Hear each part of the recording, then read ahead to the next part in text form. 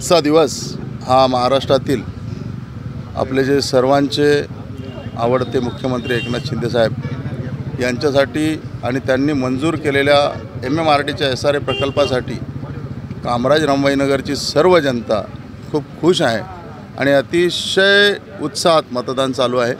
आमचे जे लाडके उमेदवार आमदार आहेत त्यांनी आम्हाला MMRDच्या प्रकल्पासाठी सहकार्य केलं आणि त्यांच्या काळात एवढा मोठा प्रकल्प मंजूर झाला।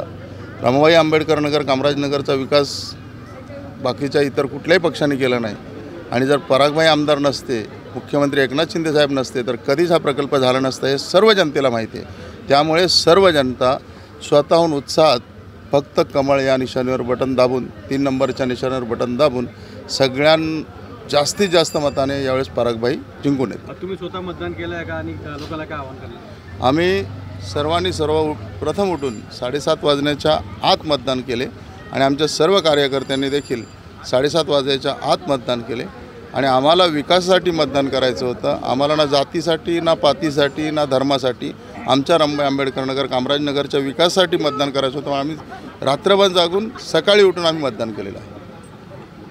इथल्या स्थानिक लोकांना काय आवाहन करणार? स्थानिक लोकांना एकच आवाहन करतो की या लोकांनी आपल्याला घाणीत ठेवलं। काँग्रेस राष्ट्रवादीच्या नेत्यांनी नेहमी दारू पाजून आम्हाला नशेत ठेवलं आणि आमच्या विकासापासून आम्हाला वंचित ठेवलं।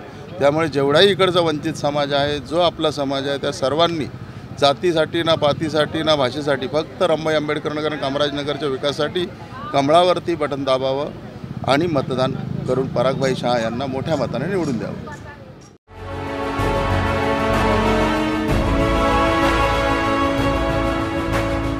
CEN न्यूज देश प्रदेश की ताजा तरीन खबरों के लिए CEN न्यूज को सब्सक्राइब करें और रहें पल पल की खबर से हर पल बाखबर।